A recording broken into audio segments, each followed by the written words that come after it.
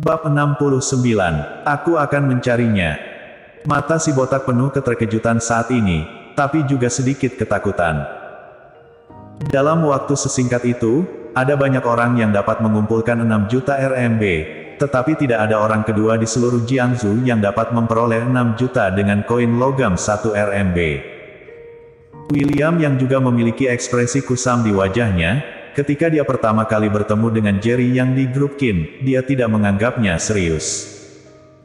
Bahkan ketika dia melihat bahwa keturunan langsung dari keluarga Xiong di Jiangsu meminta maaf kepada Jerry yang secara langsung, dia tetap menolak untuk percaya bahwa itu benar. Namun apa yang terjadi hari ini membuatnya akhirnya menyadari bahwa Jerry yang bukan orang yang sederhana, bukan karena keluarga Xiong salah paham dengan Jerry yang hari itu, melainkan mereka meremehkan Jerry yang Jesse Fang juga linglung, dia tidak bisa membayangkan bahwa Jerry yang benar-benar bisa mendapatkan 6 juta dengan uang logam 1 RMB. Melihat perubahan ekspresi di wajah si botak, Jerry yang mencibir, semua 6 juta ada di sini, aku ingin tahu apakah kamu perlu menghitungnya. Si botak menggeleng cepat, tidak usah dihitung. Ayah mertuaku berutang 1 juta padamu, kan? Jerry yang memandang William yang lagi dan bertanya. William yang hampir yakin bahwa keluarga Xiong meminta maaf pada Jerry yang hari itu, beraninya dia menjadi sombong saat ini. Jadi dia buru-buru berkata, Tuan yang bercanda, karena aku tahu bahwa Paman Qin adalah ayah mertuamu, tentu saja aku tidak akan mengambil uangmu. Jerry yang mencibir, uang itu sudah dibawa datang kemari, kamu malah tidak mau menerimanya, apa kamu berniat aku membawa pulang lagi uang itu? William yang menggelengkan kepalanya dengan cepat, Tuan Yang, maaf, aku tidak bermaksud begitu. Dia gemetar ketakutan. Kak Yang, bagaimana kamu bisa meminta maaf padanya? Bahkan jika dia membawa 6 juta, itu tidak dapat mengubah statusnya sebagai menantu yang tidak berguna. Kak Yang, kamu adalah keluarga lini pertama yang bermartabat. Bagaimana kamu bisa dibandingkan dengan seorang pecundang? Kata Jesse Fang dengan wajah tidak puas, dia belum menyadari bahwa Jerry yang tidaklah sesederhana itu. Plak. Begitu dia selesai berbicara, dia ditampar oleh William yang. Kamu jalan, beraninya menghina tuan yang sesuka hati, jangan harap kamu bisa menikah dengan keluarga yang aku. Keluar dari sini. William yang sangat marah, lalu menamparkan wajah Jesse Fang dan menendang Jesse Fang ke tanah dengan tendangan lainnya. Tetapi pada saat ini, tidak ada yang bersimpati padanya, dan mereka semua memandang Jesse Fang yang malu dengan mengejek. Semua orang telah melihat wajah wanita ini sejak dia menyangkal mengenal David Qin sebelumnya. Pipi kiri Jesse Fang bengkak oleh Charles Ma, dan sekarang pipi kanannya ditampar oleh William Yang, seluruh wajahnya merah dan bengkak, dan fitur wajahnya sedikit terdistorsi. Kak Yang, dia hanya sampah. Kenapa kamu? Jesse Fang ingin terus berbicara, tetapi William yang bergegas maju dan menamparkan Jesse Fang beberapa kali lagi. Mulut Jesse Fang berlumuran darah, dan dia tidak dapat mendengar dengan jelas sebelum dia berhenti.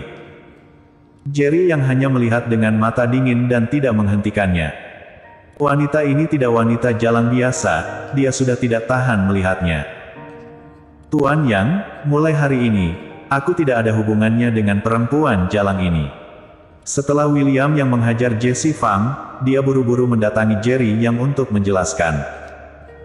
William yang tidak bodoh, orang yang dapat membuat ahli waris keluarga Jiangsu meminta maaf secara langsung bukanlah seseorang yang dapat dia provokasi. Terlebih lagi, Nando Xiong yang meminta maaf hari itu, kini telah menjadi kepala keluarga Xiong. Berpikir bahwa dia hampir menipu Lesi Qin untuk ditiduri malam ini, hatinya sangat panik, dan dia tiba-tiba sangat berterima kasih atas penampilan si botak. Jerry yang hanya menatap William yang dengan dingin, lalu mengalihkan pandangannya ke si botak, ayah mertuaku berutang uang, sekarang uang pokok dan bunganya sudah kubayar kembali. Ayo kita bicarakan tentang kalian menyakiti ayah mertuaku. Si botak awalnya mengira Jerry yang telah melepaskannya, tetapi dia tidak menyangka Jerry yang akan menyebutkan masalah ini, dan dia sangat kesal untuk sementara waktu. Dia mengepalkan tinjunya dengan erat, lalu perlahan mengendurkannya, dan akhirnya menyerah. Aku telah sangat menyinggungmu sebelumnya, tolong maafkan aku Tuan Yang. Untuk menyakiti ayah mertuamu, aku bersedia membayar kompensasi 5 juta RMB, yang akan diperlakukan sebagai biaya pengobatan. Si botak penuh dengan keengganan dan penghinaan. Awalnya, David Kin berutang Nightlight 5 juta RMB, tapi sekarang dia ingin membayar kembali semuanya. Tetapi dia harus menanggung bahwa seorang saudara di bawah Jerry yang dapat mengalahkan tuan terkuat di sekitarnya. Jika Jerry yang benar-benar ingin membunuhnya, itu akan mudah. Permintaan maaf si botak membuat semua orang terlihat kaget. Dia, pemimpin Nightlight yang agung, justru dipaksa menundukkan kepalanya oleh seorang pemuda yang berusia kurang dari 30 tahun. Aku tahu kamu tidak rela, tapi aku memperingatkanmu. Sebaiknya kamu tidak berpikiran aneh-aneh padauk, kalau tidak, kamu tidak akan tahu bagaimana kamu mati, kata Jerry yang dengan mata menyipit. Seluruh tubuh si botak gemetar, dan dengan cepat berkata, Tuan Yang, jangan khawatir, aku tidak berpikiran apapun. Jerry yang tidak berbicara lagi, dia berbalik dan pergi. Aku tidak ingin ada yang menceritakan apa yang terjadi malam ini. Kalau tidak jangan salahkan aku, Andre Wang, karena kejam. Setelah Jerry yang pergi, si botak mengancam. Nama si botak adalah Andre Wang, karena dia selalu dalam bentuk si botak. Orang lain memanggilnya si botak yang kuat secara pribadi. Di Jiangsu, meski Andre Wang tidak bisa naik ke atas panggung, dia masih punya sedikit status. Kebanyakan orang yang datang ke Nightlight untuk bermain adalah orang biasa, siapa yang berani menyinggung perasaannya. William yang juga mengambil kesempatan untuk meninggalkan Nightlight adapun 1 juta koin, bagaimana dia berani mengambilnya? Kak Andre, apakah kita benar-benar akan membiarkannya seperti ini?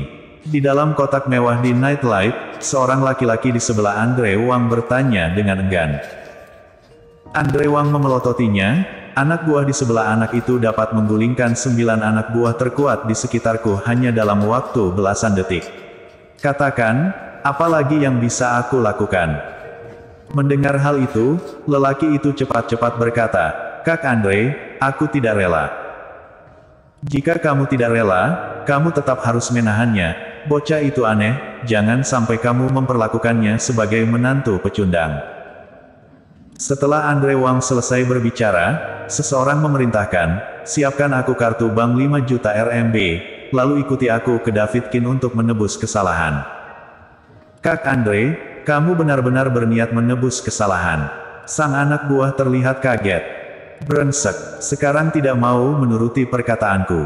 Kalau kusuruh apa ya lakukan saja, untuk apa bicara begitu banyak. Andre Wang menamparkan kepala anak buahnya itu dengan ekspresi marah. Di sisi lain, Lesi Kin telah menidurkan Happy, tetapi dia masih menunggu Jerry yang pulang, dan dia sangat cemas. Meskipun dia tahu beberapa hal tentang Jerry Yang, dia tetap mengkhawatirkan Jerry Yang karena takut dia akan terluka. Bahkan dia tidak menyadari bahwa saat ini, kekhawatiran terbesarnya adalah apakah Jerry Yang terluka, bukan apakah ayahnya bisa dibawa pulang dengan selamat. Tepat ketika dia sedang cemas, akhirnya ada gerakan di lantai bawah, dan dia bergegas turun ke lantai pertama. Ayah, di mana Jerry Yang? Melihat hanya David Kin yang pulang, Lesi Kin tampak cemas. David Kin memiliki hidung memar dan wajah bengkak, masih ada beberapa jejak kaki di tubuhnya, dia mendengus keras, sudah mati. Ayah, omong kosong apa yang kamu bicarakan? Kamu berutang 6 juta RMB kepada seseorang dan Jerry yang datang untuk menyelamatkanmu, namun kamu mengatakan hal itu tentang dia. Lesi Kin tampak kecewa dan kesal. Apa, ayahmu berutang 6 juta RMB? Yuri Zhou juga keluar saat ini dengan ekspresi kaget dan marah. Ayah, cepat beritahu aku, di mana Jerry Yang? Kenapa dia tidak pulang bersamamu? Lesi Kin bertanya dengan cemas. Bajingan itu, dia menganggap dirinya sok hebat. Rentenir mengatakan bahwa dia dapat membawaku pergi setelah membayar uang, tetapi dia malah ingin meminta penjelasan. David Kin berkata dengan marah, awalnya aku pikir dia bukan orang biasa. Aku baru tahu hari ini aku terlalu banyak berpikir. Dia idiot. Aku khawatir kakinya sudah patah sekarang. Apa katamu? Kulit Lesikin berubah drastis, dan air mata tidak bisa ditahan untuk tidak mengalir. Tidak, aku mau mencarinya. Dia masih mengenakan piyama dan sandal, tetapi dia berbalik dan berlari keluar. Bersambung.